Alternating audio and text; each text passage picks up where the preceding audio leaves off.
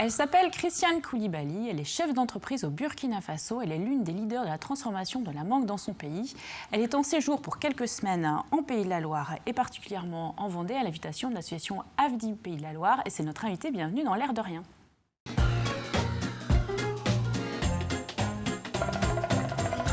Bonjour Gilbert. Bonjour. Alors pour votre chronique, vous collez à notre sujet principal de l'émission. On n'a pas tous les jours la chance d'avoir une chef d'entreprise burkinabé. Tout à fait. Donc on va faire un petit retour dans l'histoire, sous l'angle d'un petit peu de la colonisation, ce qui introduira peut-être le propos par rapport à la coopération qui peut s'établir aujourd'hui. À un temps où le Burkina Faso s'appelait la Haute-Volta, entre autres. Okay.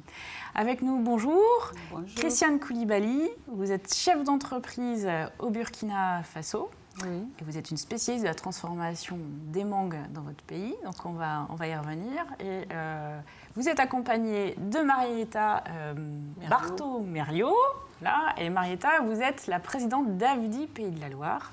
Oui. Donc la venue de Christiane est en lien avec l'association. Alors pour ceux qui ne connaissent pas encore AFDI, on rappelle un peu ce que ça veut dire l'acronyme AFDI. AFDI, c'est Agriculteurs Français et Développement International. Donc ça a été créé il y a plus de 30 ans suite à des famines en Afrique et ça a été créé par les organisations professionnelles agricoles. Donc voilà. Alors, AFDI, ses racines donc, sont dans le milieu agricole. Est-ce que ça veut dire que ses missions sont très liées au monde paysan? C'est ça le sujet d'AFDI? Oui, c'est lié au monde paysan de par les origines. Et puis, il faut reconnaître aussi que en Afrique, la plupart de la population a un lien avec l'agriculture. Donc, c'est aussi pour ça que c'est quand même un rayon d'action qui est assez large. Mais c'est l'agriculture, notre métier et l'interne de nos relations. Parce que Christiane Koulibaly, vous n'êtes pas agricultrice, voilà. Mais c'est vrai ce que dit Marietta, au Burkina, tout le monde a un lien avec la terre. Finalement, tout le monde est un peu paysan. Oui, je ne suis pas agricultrice directement, mais j'étais animatrice pour un groupe d'agriculteurs. Oui. Et c'est ça qui a fait que j'avais eu l'opportunité de venir en 91 en France. Ouais. Donc 91, c'était la première découverte. C'était la première découverte. Et dans ma zone, qui est une zone fruitière du Burkina, j'avais demandé à ce que je rencontre des fruitiers ici également. Donc j'étais en Vendée pour voir. Vous étiez à Saint-Hilaire-de-Voust, voilà, et vous êtes allé aussi à Foussé-Perret, donc là c'est les vergers, c'est des pommes. Oui, des pommes, oui. Et vous habitez Toussiana, donc là on est dans le sud-ouest du Burkina, c'est la partie la plus luxuriante en fait du Burkina. Oui, c'est ça, oui, quand même. Oui. C'est là où les choses poussent un peu mieux qu'ailleurs. Oui. Et qu'est-ce que vous aviez retenu alors en 91 qui a pu vous inspirer pour le reste de votre carrière? Bon, en 91, j'ai fréquenté un peu la confiture, les unités qui faisaient de la confiture, qui faisaient aussi du jus. Mais en son temps, moi, je me suis dit, bon, non seulement nous n'avons pas les mêmes fruits, et puis le jus chez moi, ça allait être difficile de la commercialiser. Oui, parce qu'au Burkina, les gens n'ont pas l'habitude de consommer des jus de fruits. Les gens n'avaient pas l'habitude, on n'avait pas aussi les supermarchés pour l'exposer. Donc je me suis dit, est-ce que je ne vais pas déshydrater ma mangue en faisant de la mangue séchée? Parce que comme ça, le transport était plus facile. On pouvait la conserver. Quand il n'y avait pas de mangue, on pouvait encore l'avoir. Parce que la mangue, c'est le fruit phare au Burkina. Tout le monde en consomme. Oui. Mais les habitudes, c'était plutôt de la consommer fraîche, finalement. Fraîche, oui, c'est surtout la consommer fraîche. L'idée de la sécher était de la proposer à l'exportation pour la faire connaître dans les pays du Nord. D'accord. Et donc ça c'était en 91, la visite des vergers. Donc 5 ans après, vous montez donc votre entreprise. Ça commence avec une unité. Combien de personnes travaillent avec vous? On a commencé juste avec 5 personnes. Et 2 ans après, on était 10. Et aujourd'hui? Après, on était 15. Et aujourd'hui, nous sommes 850. 850 ans. Alors, 850 en saison et avec des permanents? Avec les permanents, il y en a 20. D'accord. Alors, c'est une production qui est assez saisonnière, la culture la transformation de la mangue, ça occupe qu'une partie de l'année? Oui. Et la production s'étale juste sur 3 mois. Après la saison de mangue, En 2016, on a essayé de transformer un peu la noix de cajou, parce qu'elle aussi, c'est le deuxième fruit dans notre région. Ouais. Alors, on va revenir sur cette nécessité de diversification. Oui. Marietta, l'exemple de Christiane, qu'est-ce qu'il vient démontrer? Pourquoi d'ailleurs est-ce que Christiane, elle est revenue cette année en Elle est revenue parce que tous les ans, on fait venir quelqu'un, à peu près à cette période de l'année, pas pour mettre en exemple, mais ce sont souvent des gens qui sont venus en tant qu'animateurs, comme elle disait, de groupes d'agriculteurs, et ils reviennent, quelquefois ils ont monté leur entreprise, ou ils ont monté une coop par leurs propres moyens, et ces gens-là, on les fait venir pour montrer... pas les faits, parce qu'il faut rester modeste, peut-être que le développement il aurait été fait sans nous, mais comment est-ce qu'ils ont pu développer une entreprise chez eux, quoi. Pas montrer que les choses négatives, oui, ça n'avance pas, depuis le temps que vous allez là-bas, ça n'a servi à rien, alors qu'en fait, non, il y a beaucoup de choses qui se font, et il faut le faire savoir. D'ailleurs, Christiane en est la preuve, et c'est vrai que tous les ans, on essaie de faire venir des gens qui ont ce parcours. Alors, qu'est-ce qui fait, Christiane et souvent des gens qui ont aussi puisé des idées à travers un séjour préalable qu'ils ont pu effectuer en France. Oui, souvent. C'est l'exemple des pommes, c'est ce qui était un peu un déclencheur. Oui. Quand je suis venue en 91, pour moi, le blanc, il ne travaillait pas beaucoup. Pourquoi? Et quand je les voyais la peau blanche, donc pour moi, c'était signe de, comment on appelle ça, de fragilité. Ah, d'accord.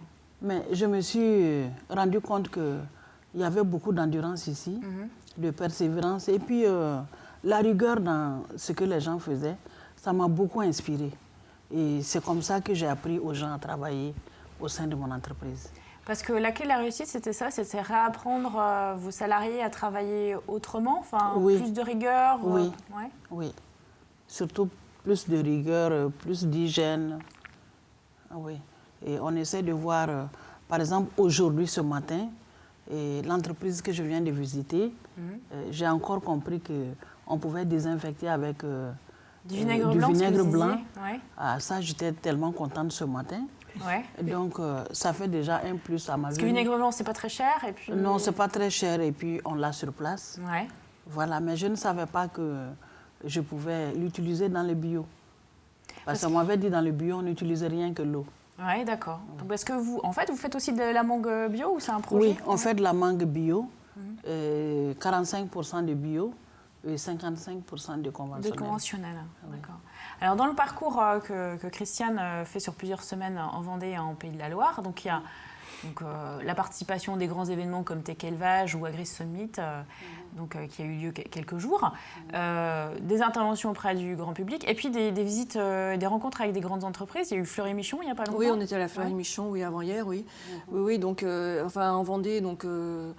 Christiane restera une semaine et dans les autres départements des Pays de Loire également, quelques jours. Et à chaque fois, il y a des visites qui sont aménagées, qui se partagent entre visites d'entreprise, justement conférences et puis rencontres avec des professionnels de l'agriculture. Elle est là pour nous apporter des choses, mais en même temps cueillir plein d'idées. Et ensuite, moi, pour utiliser un jeu de mots, je trouve que Christiane, c'est quelqu'un qui ne manque pas d'idées. Il ne manque pas d'idées.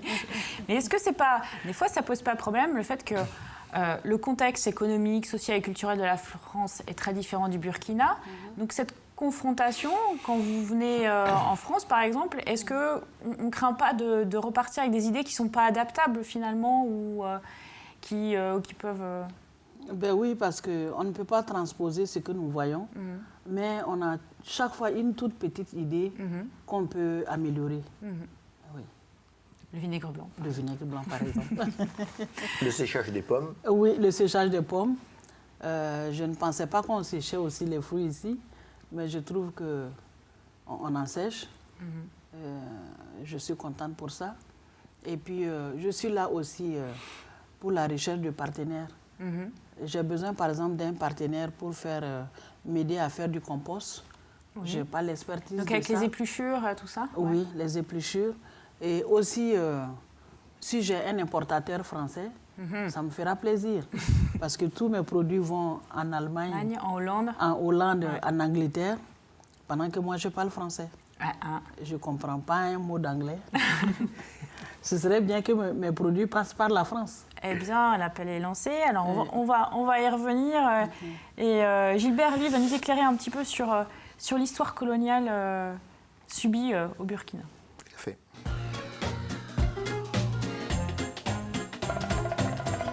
Alors, fut un temps où le Burkina s'appelait la Haute-Volta. Ouais. Oui. Alors un petit brin d'histoire, puis en même temps un regard quand même un peu critique, parce que les Français n'ont pas toujours eu une attitude dans l'intérêt, je dirais, des Burkinabés et de l'Afrique noire en général, hein, parce qu'il y a quelques petites particularités pour le Burkina, mais globalement, surtout l'Afrique de l'Ouest, c'est sensiblement la même chose.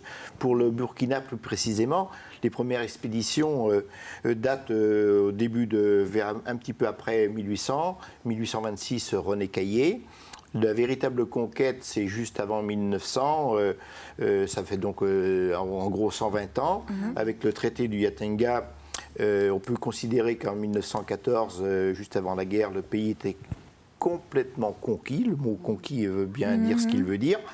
Et le pays a été placé sous le statut d'indigénat, ce qui créait des devoirs et des droits, mais surtout des devoirs, puisque notamment ça comportait l'obligation de combattre avec l'armée française et l'obligation de travailler pour des entreprises, qu'elles soient privées ou publiques.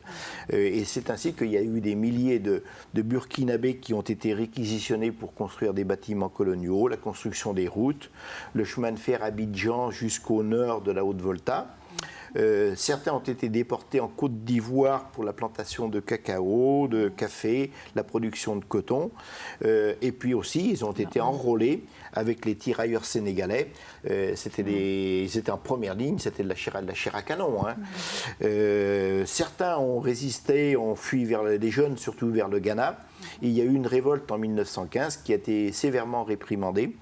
Le colonel Manard, à l'époque, a complètement mis le pays un petit peu à feu et à sang. Les villages ont été brûlés, les champs. Ça rappelle un petit peu ce qu'on a vécu, nous, en 93, pardon. C'est resté, Christiane pourra nous le dire, peut-être un petit peu dans la mémoire collective, ça. Et puis l'attitude des colons n'a pas toujours été, je dirais, très, très sympa, en tout cas arbitraire, puisque justement, il y a eu un découpage du pays souvent en ligne droite, sans respecter un petit peu les ethnies, les traditions. Les pays européens se sont partagés littéralement l'Afrique. Il y a entre autres le Premier ministre britannique qui a dit à l'époque, nous nous sommes distribués des montagnes, des rivières, des lacs, sans savoir où ils se trouvaient. Oui, c'est bien de s'en rendre compte. Bon, alors je passe sur l'esclavage, je passe sur la réédition de l'enrôlement en 39-45, je passe également sur l'attitude des missionnaires, peut-être un petit peu plus respectueux quand même que les militaires ou les chefs d'entreprise. Et on arrive aujourd'hui à une toute autre forme de coopération qui n'a peut-être pas encore tout débarrassé d'un certain nombre de petits péchés, mais je pense que ça peut être une introduction justement un peu comment vous voyez à la fois se passer et aujourd'hui cette coopération qui peut exister entre nos deux pays, peut-être entre autres entre des agriculteurs de la région et des agriculteurs du Burkina, puisque la particularité d'AFDI, c'est cette relation directe entre paysans d'ici et paysans de là-bas. Comment on fait pour qu'il y en ait pas un qui paraisse le moralisateur de l'autre en disant « moi je sais, je vais… que ce soit vraiment de la coopération ». Bon, je pense déjà que tous les peuples se sont pardonnés. C'est déjà un grand pas. Et aujourd'hui, on est dans la coopération. Oui, vraiment. Et les entreprises, voilà que moi je cherche un partenaire, peut-être pour fusionner, et pour faire du partenariat gagnant-gagnant. Mais là, il faut reconnaître que AFDI et les groupements NAM ont fait un gros travail.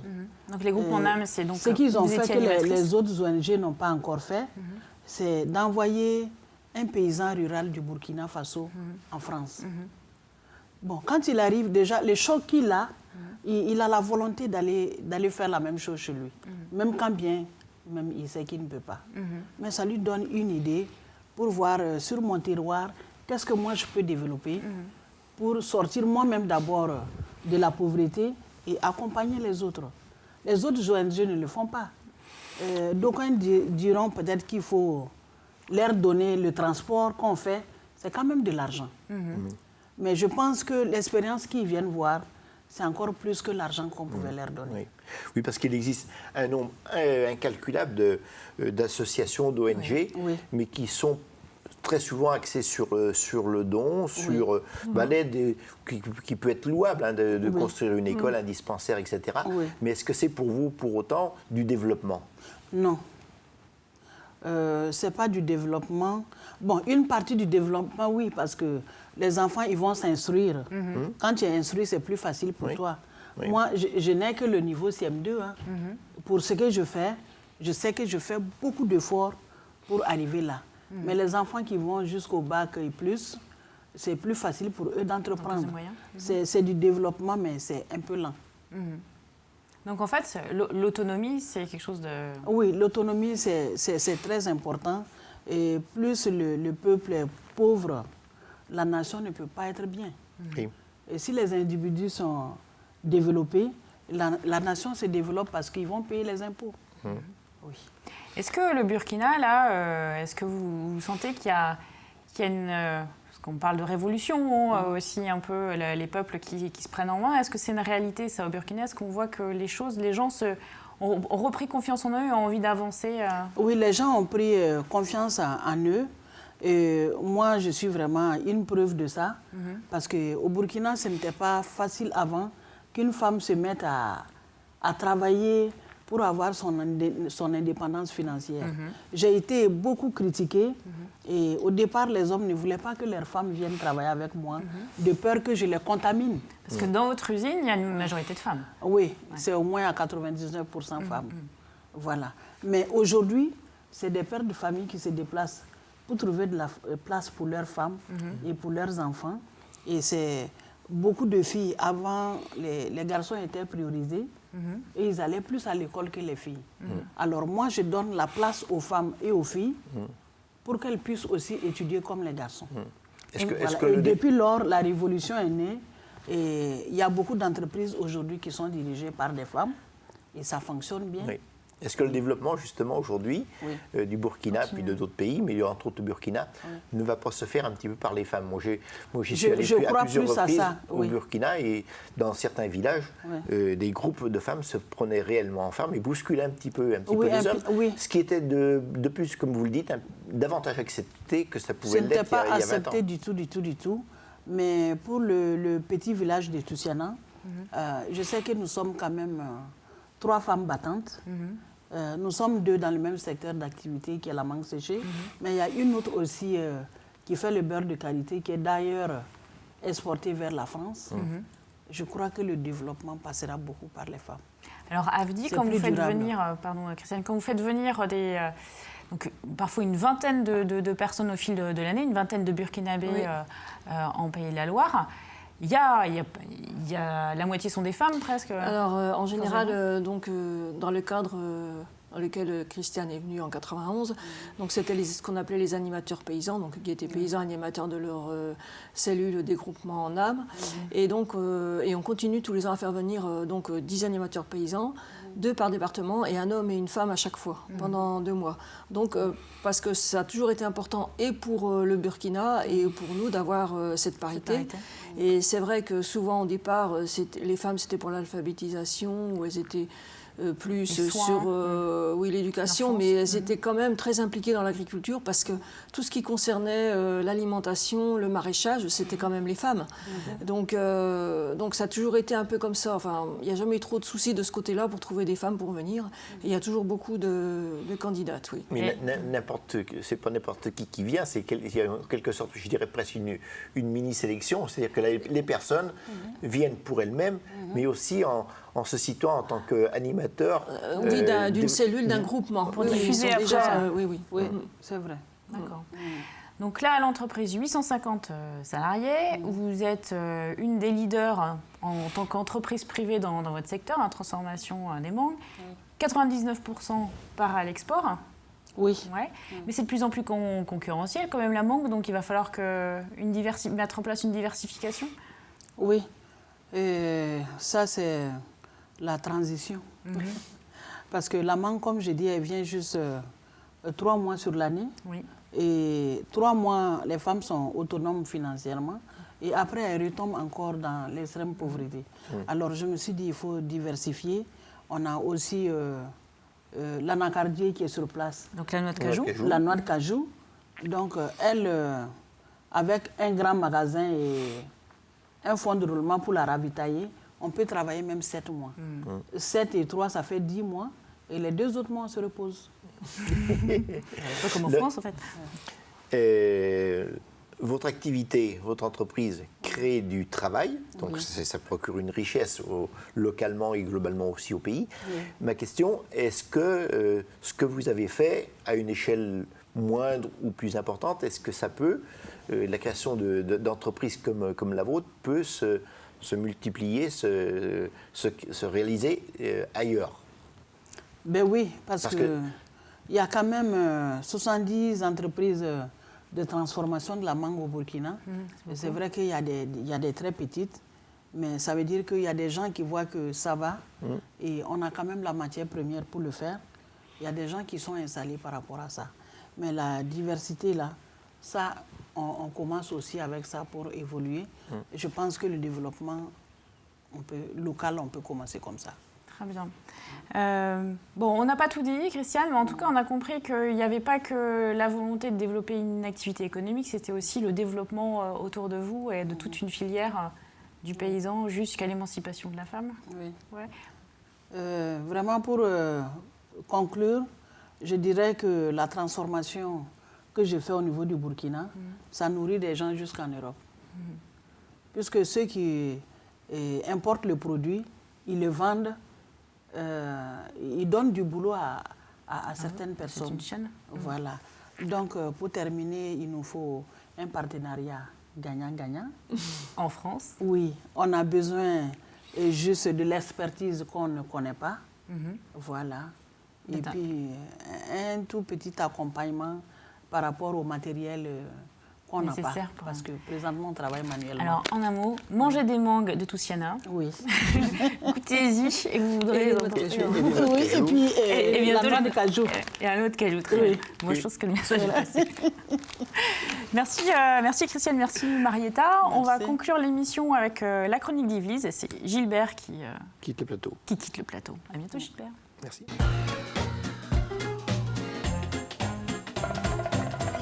Bonjour Yvelise. Bonjour Cathy. Alors avec vous, on parle santé et prévention à travers un livre et un jeu. Oui, comment ça va la petite santé?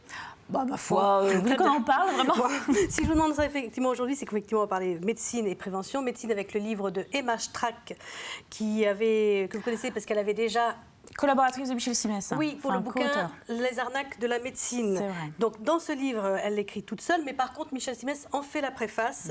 Et donc elle nous présente 100 idées reçues en médecine, des vraies ou des faux, des idées qui circulent un petit peu, voilà. Mais clairement, à la lumière des dernières avancées scientifiques, elle fait le point et elle nous dit, elle démontre pourquoi telle affirmation est vraie et pourquoi telle autre peut être fausse. Par exemple, dans le chapitre Bien dans son assiette, la journaliste explique pourquoi il est bon de manger du poisson. Pourquoi c'est bon pour la mémoire? Alors, ce n'est pas tant pour le phosphore, contrairement à ce qu'on peut croire, mais c'est plutôt pour les oméga-3 qui sont indispensables au bon fonctionnement du cerveau et donc des petites neurones et donc de la mémoire. Voilà, des petites cellules grises. Dans le chapitre Dans la tête ou dans les gènes, par exemple, on apprend que les neurones ne meurent pas, contrairement à une idée répandue. Ah, mais les joueurs de foot, non, ils ne perdent pas les neurones quand ils font des têtes. Ils ne meurent pas quand on vieillit, non, contrairement à ce qu'on entend un peu partout. En réalité, des neurones meurent et naissent tous les jours, tout au long de la vie.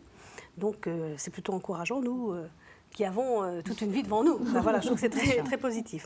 Donc, second volet consacré à la prévention, avec le petit jeu que je vais vous présenter, qui s'appelle Prévento Dingo. Prévento Dingo. Prévento Dingo, qui a été mis au point par un papa de Brin-sur-l'Othion, en Maine-et-Loire. Vous connaissez peut-être, voilà. Il s'appelle Brice Robin et il a créé ce jeu parce qu'en fait, il a été confronté, lui, personnellement dans sa famille, à un cas d'enfant qui a été victime d'un accident domestique, ce qu'on appelle aussi les accidents de la vie courante. Donc, il a créé des jolies petites cartes rondes, Prévento Dingo, qui permettent de jouer à des mémos. Donc, c'est ça. Et ça s'adresse plutôt aux enfants à partir de 3 ans. Donc, vous pouvez les regarder. Regardez plutôt les images. Oui, donc il y a des situations de danger. Exactement. Donc l'enfant apprend à ne pas s'approcher d'un escalier, par exemple. Il apprend donc aussi à ne pas toucher. Il regarde des situations, effectivement, où l'enfant touche ou ne touche pas les produits ménagers, les détergents. Ne pas tirer sur le fer à repasser. Tout à fait. On peut jouer donc à 4 types de mémos. Pour les plus jeunes, ça va plutôt leur faire prendre un petit peu conscience des objets à ne pas toucher. Le couteau, par exemple, qui traîne, le fer à repasser, effectivement, on tire sur le fil. Et pour les plus grands, à partir de 5 ans, on va plutôt favoriser l'échange verbal. C'est-à-dire que ça va être prétexte mémo, on va dire, voilà, ça va permettre de bien expliquer la situation à l'enfant. Et je pense que c'est un jeu qu'on pourrait retrouver dans les écoles maternelles ou dans les centres de loisirs, dans ce qu'on appelle aussi les périscolaires, les accueils périscolaires. C'est un jeu qui est donc aujourd'hui vendu par Internet. D'accord, donc sur on a le les coordonnées. Site cocktailgame.com. C'est la société justement Cocktail Game et Arithma qui le vend. Arithma. C'est vendu 15 €. Donc une petite boîte qui trouve tout à fait sa place dans les maisons. Dans les maisons, voilà, dans les maisons, dans les écoles, dans maternelles, le milieu c'est scolaire. intéressant. Et puis le livre des Mashtag, vrai ou faux, les idées reçues en médecine, est publié aux éditions Chêne et il coûte 19,90 €. Très bien, merci Yvelise. L'émission est finie. Merci Christiane Koulibaly. Bon retour au Burkina d'ici quelques jours. Et puis Marietta, bon vent à Avdi, Pays de la Loire. Et on se quitte avec la une du tout dernier numéro du magazine La Racine de décembre. À bientôt.